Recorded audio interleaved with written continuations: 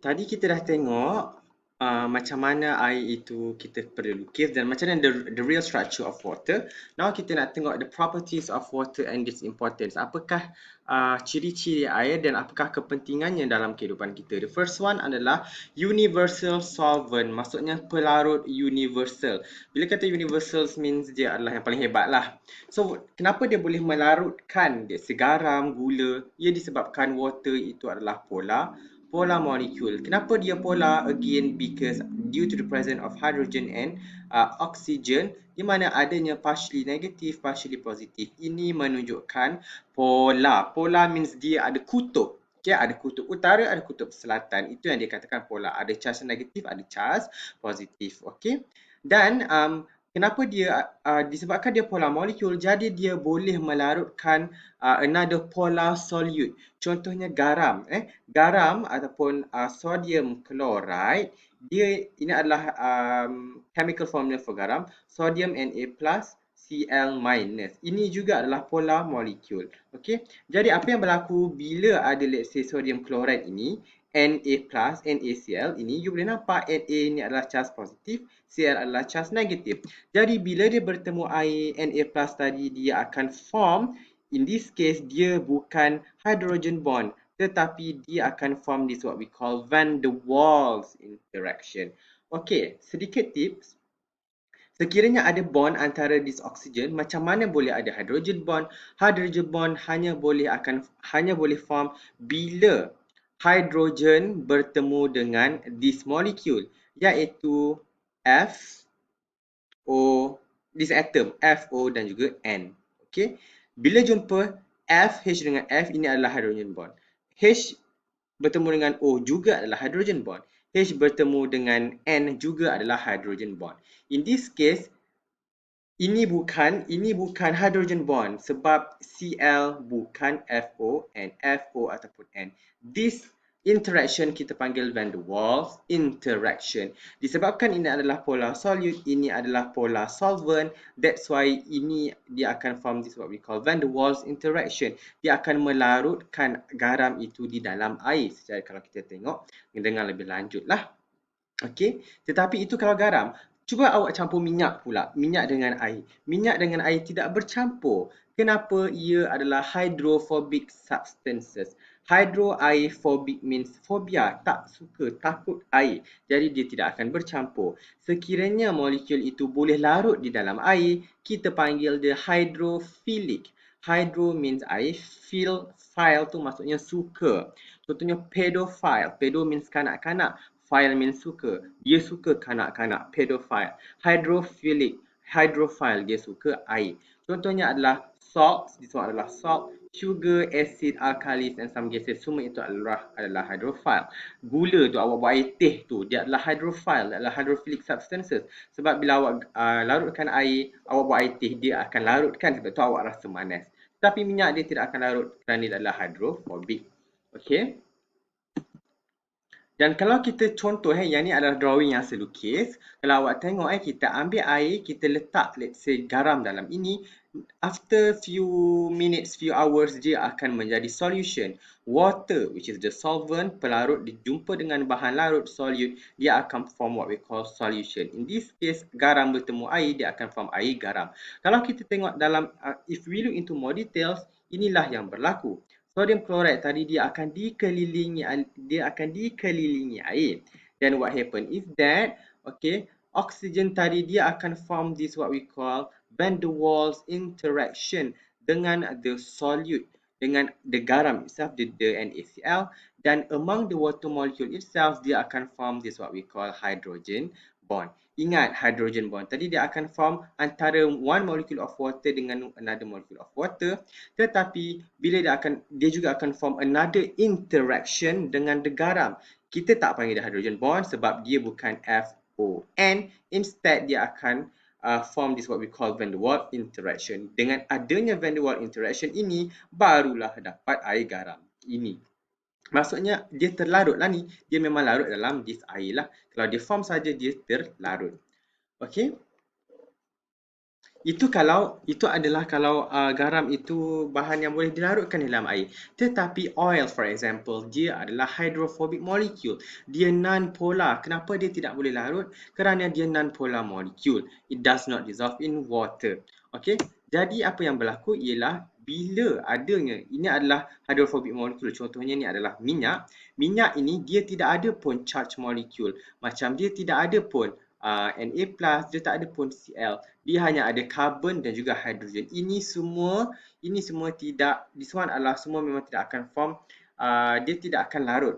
What happen is that this molecule dia tidak akan form interaction dengan the water. Instead hanya air sahaja yang akan form hydrogen bond dengan the water, dengan another water molecule. Jadi this one dia memang tidak akan form association ataupun interaction dengan air. Instead apa yang berlaku, diorang ni, this hydrophobic molecule, let's say minyak ni, dia akan jumpa another minyak, dia akan clump together. Okay, dia akan membentuk this what we call hydrophobic, clump of hydrophobic molecule. Dan awak boleh nampak air tadi akan mengelilingi mereka. Ini yang kita panggil hydration shield. Okay, air yang membaluti molekul tadi, dia akan form this what we call hydration shield. Ini yang berlaku di dalam bila kita letak minyak dengan air. Minyak tadi memang dia tidak akan larut dengan air sebab kalau awak tengok, this minyak ni dia akan berkumpul together. Dia akan berkumpul together dekat atas ni, dia akan memisahkan antara air dengan minyak. Dekat sini memang akan ada hydration shield lah. Okay.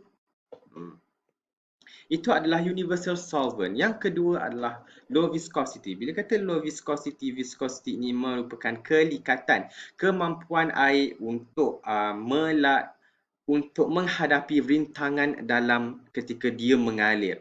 Maksudnya sekarang, kalau kelikatan itu tinggi, maksudnya lagi susah.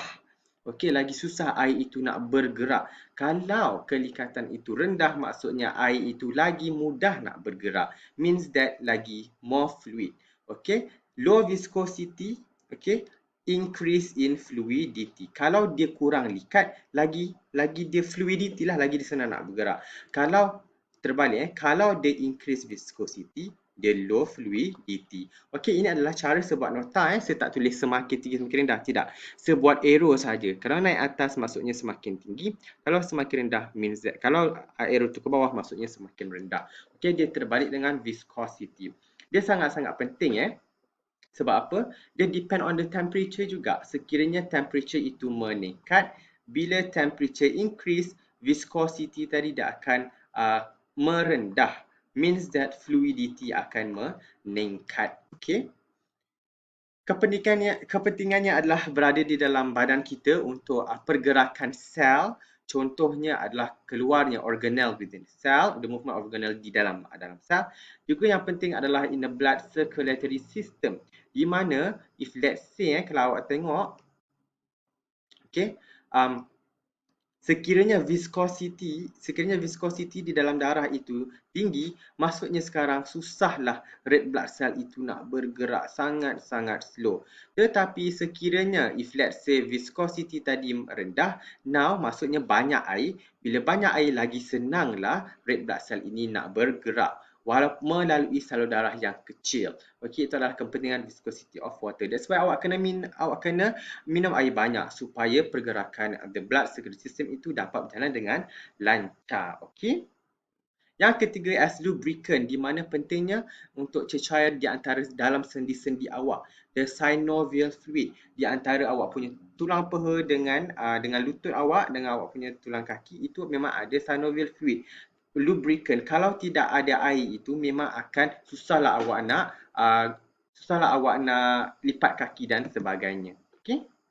Yang kedua, high specific capacity, dia adalah the amount of energy yang basically kalau saya boleh cakapkan adalah di mana macam mana nak meningkatkan suhu air itu pada 1 degree Celsius. The amount of energy required to change the temperature from 1 gram of a substance by 1 degree Celsius. Air ni pula dia ada high specific heat capacity.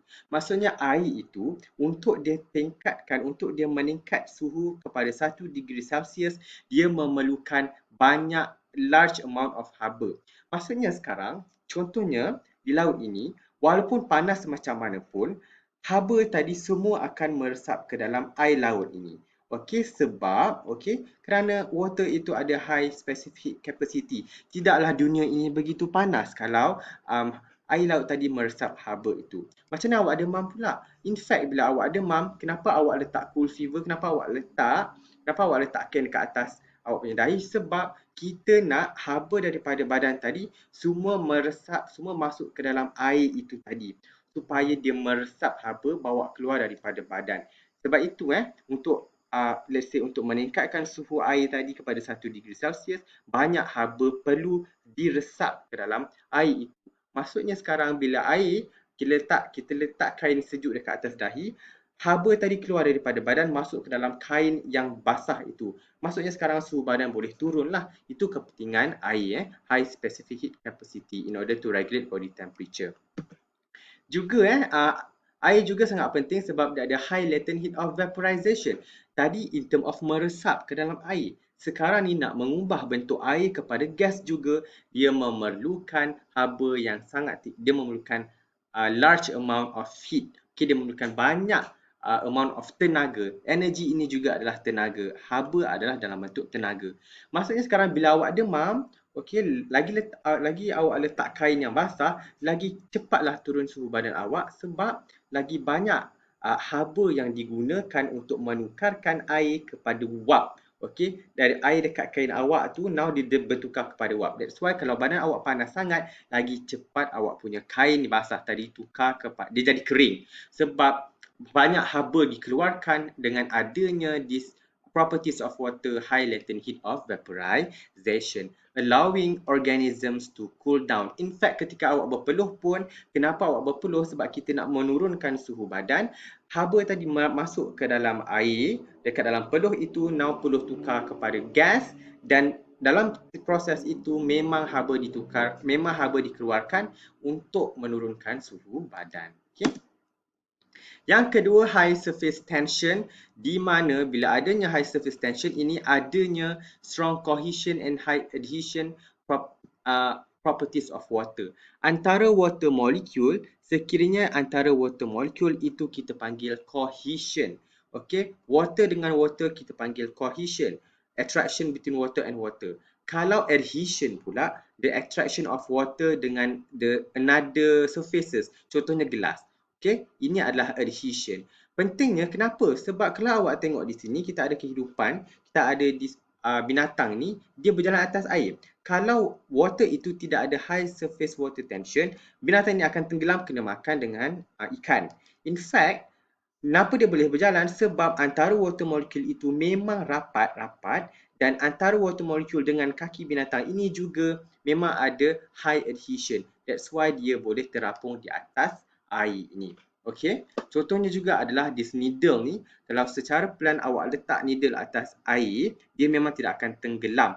Tetapi syaratnya awak kena letak di dalam ruangan yang macam ni lah, dalam cebok ke, dalam cawan ke, baru needle itu akan terapung. Dan last kali, maximum density at 40°C, kepentingannya adalah bila kata maximum density of water at 4°C, bila suhu air itu sampai dekat 4°C, dia akan membentuk ais. Water pula, jadi bila ada ais, dia akan terapung di atas air ini. Kepentingannya ialah apa yang berlaku di kawasan yang mempunyai musim sejuk, air tadi dia dah bertukar kepada ais. Ais tadi dia akan terapung dekat atas air. Jadi dekat luar ni sejuk ni. Bila ada ais tadi dia akan prevent suhu yang sejuk tadi masuk ke dalam air, dan dia akan keras di atas saja. Maksudnya sekarang di bawah ini tidak akan beku, dan kehidupan di bawah ini boleh hidup seperti biasa. Hanya atas tasik ini saja yang beku, tidak di dalam ini. Ini disebabkan due to the maximum density of water at 4°C. Lebih daripada 4°C dia memang akan turun. Kurang daripada 4°C, in this case ais ini, dia akan terus jadi solid dan dia akan terapung. Dia akan membenarkan kehidupan di musim sejuk untuk hidup. Itu adalah kepentingannya. Awak tak perlu tahu dengan lebih lanjut, awak hanya perlu faham saja. Dan after that, Kita akan tanya dalam soalan exam in term of application. Baik, ini sahaja awak tak perlu hafal all this, awak hanya perlu tahu hafal konsep sahaja. Faham konsep saja is enough lah untuk this topic. Itu adalah water, okay?